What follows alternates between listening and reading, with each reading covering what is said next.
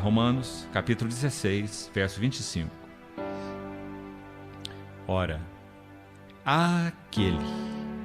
para aquele que é poderoso para vos confirmar, segundo o meu evangelho. Que expressão mais linda, vamos destacá-la aqui em primeiro lugar. O evangelho é o evangelho de nosso Senhor Jesus Cristo. Paulo pôde chamá-lo de o meu evangelho, porque o evangelho foi revelado a ele, não de segunda mão, mas pessoalmente pelo próprio Senhor Jesus, num encontro pessoal com ele, na estrada de Damasco. Revelação tão clara e tão profunda, que colocou para Paulo os pilares de tudo que ele ia escrever depois em 3 epístolas. Ele ia mostrar que Jesus é o Messias, é Deus. Ele ia mostrar que a igreja é o corpo de Cristo. Tudo isso é um prolongamento do que ele viu inicialmente ali em Damasco. Então ele chama de o meu evangelho. É o evangelho do Senhor Jesus Cristo que foi revelado a mim, do qual eu me tornei devedor, tanto a gregos quanto a bárbaros, sábios ou ignorantes. Então ele diz, o meu evangelho e a pregação de Jesus Cristo, essa segunda frase, aqui no momento importante para nós. O que é o evangelho segundo Paulo? Qual é o conteúdo do evangelho segundo Paulo? Está tão claro nessa segunda frase. Não é um compêndio de teologia sistemática. Não é um conglomerado de doutrinas. O evangelho segundo Paulo consiste simplesmente na pregação de Jesus Cristo. Agora, por que o evangelho é tão rico? Por que o evangelho é tão maravilhoso? Por que o evangelho é tão abrangente? Ora, é porque Cristo tem riquezas insondáveis. Pregar o evangelho das insondáveis riquezas de Cristo. Então ele vai dizer, o meu evangelho, a pregação de Jesus Cristo. Ou seja, não há evangelho nenhum pregado quando Jesus Cristo, as glórias de sua pessoa e as glórias de sua obra não são manifestadas nessa pregação. Que infelicidade, irmãos, porque nós vivemos dias rasos em termos de pregação. Muita pregação de filosofia, muita pregação de tradições, muita pregação de autoajuda, mas não pregação das riquezas insondáveis de Cristo. Mas esse é o evangelho, meu evangelho, a pregação de Jesus Cristo. Mas veja mais a terceira frase, como é maravilhosa. A revelação, ou conforme a revelação do mistério. Revelação significa simplesmente tirar a venda, abrir os olhos. Mistério é uma palavra interessante. Se você consultá-la na língua original, a raiz da palavra mistério é fechar a boca. Que interessante. Deus manteve a sua boca fechada nos tempos eternos, nos séculos eternos. Para efeito didático e apenas didático, nós poderíamos dividir esse assunto da eternidade assim. A eternidade passada, vamos pôr passado entre aspas, né? A eternidade não tem tempo literal, tempo cronos, e eternidade futura, apenas para efeito didático. E nesse meio, então, nós temos tempo e espaço. Quando Deus criou o universo, então Ele estabeleceu tempo e espaço. Agora, a eternidade é uma realidade que é independente de todo o tempo. Então, nós não temos uma linha descontinuada quando Deus criou tempo e espaço. A eternidade é contínua, ela é independente de qualquer tempo ou espaço. Biblicamente, para efeito do nosso entendimento, então usamos essa expressão, eternidade passada e eternidade futura. Porque há coisas que Deus estabeleceu antes da criação do universo que serão consumadas apenas após Ele ter consumado a sua relação com aquilo que Ele criou. Então nós teremos eventos futuros que só ocorrerão depois que essa realidade primária de primeiros céus e primeira terra passarem. ou Deus concluir o seu propósito nessa dispensação. Vamos usar também essa expressão bíblica. Então, quando Paulo fala sobre esse evangelho, ele está se referindo à eternidade passada, ou até nós podemos dizer a toda a eternidade, incluindo essa eternidade futura, mas particularmente a eternidade passada. Porque houve um tempo nessa eternidade em que Deus revelou aquilo que estava oculto no seu coração lá nos séculos eternos, ou nos tempos eternos. Então aqui ele usa a expressão meu evangelho, que é a pregação de Jesus Cristo, e essa pregação de Jesus Cristo é conforme.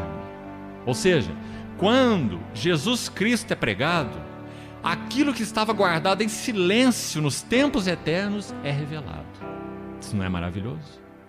Quando o genuíno evangelho é pregado, então nós conhecemos assuntos eternos do coração de Deus. Digamos, a boca de Deus se abriu no evangelho.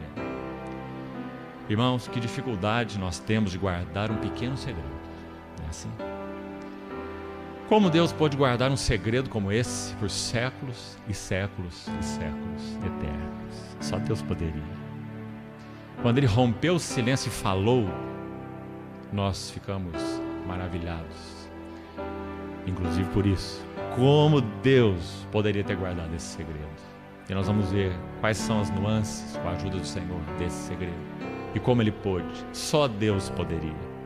Nós não sabemos guardar um simples segredinho, mas Deus guardou um tesouro por séculos e séculos e séculos. Quando Ele expôs esse tesouro? O Novo Testamento é tão claro, graças a Deus.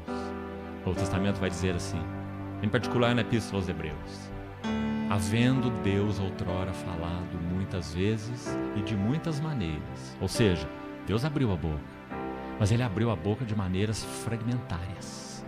Ele abriu a boca de modo tipológico primeiro, Ele quis assim. Como se Deus dissesse assim, vamos primeiro fazer um ensaio de núpcias. Digamos que nós temos lá o lugar onde a noiva vai se casar. Nem o local está preparado, mas é necessário ensaiar alguma coisa para que não tenha atabalhoamentos, né? Então vai para lá o noivo, vai para lá a noiva, quem sabe vai para lá até quem vai ministrar a palavra, até quem vai cantar, junta naquele local, sem nenhum enfeite. A noiva não está ataviada, não está preparada, e nem o noivo, mas eles estão ali e estão fazendo um ensaio de núpcias. Todo o Novo Testamento é um ensaio de núpcias. Até que 2000 anos depois de Isaac, alguém se manifesta às margens do Jordão, estende o seu dedo, podemos assim dizer, e responde a pergunta mais importante do Velho Testamento, a pergunta de Isaac para o seu pai: meu pai, vejo aqui o fogo e o cutelo, mas onde está o cordeiro? Então João Batista vai estender o seu dedo e dizer: eis o Cordeiro de Deus, que tira o pecado do mundo. Ou seja, quando o Filho de Deus se manifesta às margens do Jordão, toda a revelação do que estava oculto no coração de Deus está agora encarnada. Por isso que é dito, Paulo em Colossenses diz assim: toda a plenitude da divindade habita, não apenas habita, mas habita corporalmente em Cristo. E então, depois de tanto ensaio de núpcias, depois de tanta linguagem tipológica, fragmentária e parcial, o que Deus faz? Deus envia o seu próprio Filho. Deus envia o seu Evangelho. E esse seu Evangelho eterno se encarna. Seu Evangelho é o seu Filho. Capítulo 1 de Romanos, como já falamos, Paulo começa assim, dizendo que o Evangelho diz respeito ao seu Filho, ou é concernente ao seu Filho. O Evangelho não tem nada para nos dizer que não esteja atado fixamente à glória da pessoa e à glória da obra do nosso Senhor Jesus. Não há evangelho que não tenha esse foco. Esse é o evangelho. Tudo que Cristo é e tudo que Cristo fez. Esse é o conteúdo do evangelho. Então, quando o Verbo se faz carne, às margens do Jordão, nós temos o Evangelho encarnado, nós temos o mistério revelado nele. João vai dizer assim: nós, o Verbo eterno que estava com Deus, que era Deus, João capítulo 1, versículo 1, mostra esse silêncio de Deus, o Logos em Deus desde a eternidade, o Verbo estava com Deus e o Verbo era Deus, e essa boca estava fechada por séculos dos séculos. Mas então no verso 14 do Evangelho de João, capítulo 1, ele vai dizer: mas o Verbo se fez carne e habitou entre nós, cheio de graça e de verdade, e vimos a sua glória, glória como do unigênito do Pai. O Evangelho encarnado, o mistério revelado. Mas ainda assim, era necessário a ação de Deus mesmo para que esse mistério, guardado em silêncio nos tempos eternos, agora encarnado na pessoa do Verbo, porque Ele é o mistério de Deus. Colossenses diz que Cristo é o mistério de Deus. Colossenses capítulo 2, literalmente. Para poderdes compreender plenamente o mistério de Deus, Cristo, em quem todos os segredos da sabedoria e do entendimento estão ocultos. E lá ele usa também a palavra ocultos, a mesma que estamos vendo aqui em Romanos. Então, quando esse Verbo eterno ele se faz carne, ele se vela com carne, então há necessidade da intervenção soberana de Deus para que olhos de outros sejam abertos e possam ver os segredos ocultos desde a eternidade do coração de Deus na pessoa do Verbo encarnado, que é em quem se resume todo o conselho de Deus, ou toda a vontade de Deus. Jesus Cristo é o conselho de Deus, é a vontade de Deus manifesta, é o propósito de Deus manifesto.